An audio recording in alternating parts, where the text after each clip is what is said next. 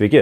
Šiandien apžvelgsime patį naujausią Midėjos modelį, kuris pasirodys tik 27 metais ir, manau, bus labai populiarus mūsų šalyje. Dėl ko ir kaip pasižiūrėkime dabar.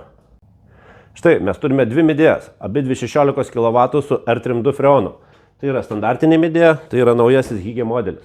Kuom jie skiriasi, tuoj papasakosiu. Tai yra visiškai naujos kartos šilumos siurblys.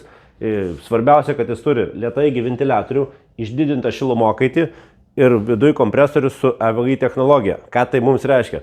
EVI technologija yra skirta išlaikyti galią prie minusinių temperatūrų.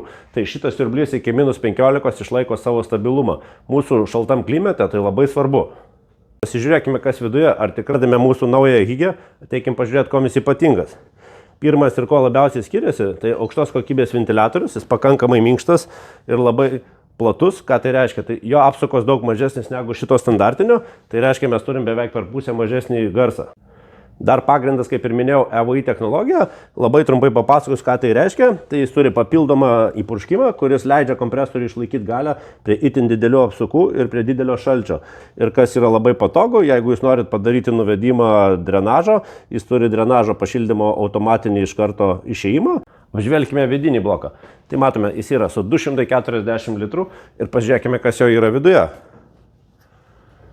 Patogus priėjimas prie visos sistemos. Taip kaip matome, čia yra nerūdinčio plieno boileris, 240 litrų. Žiūrėkime, kas skiriasi elektriniai daly. Motininė plokštė yra tos pačios serijos kaip ir visos naujos Midėjos. Čia pakeista yra teno valdymas, tai yra 3, 6 ir 9 kW.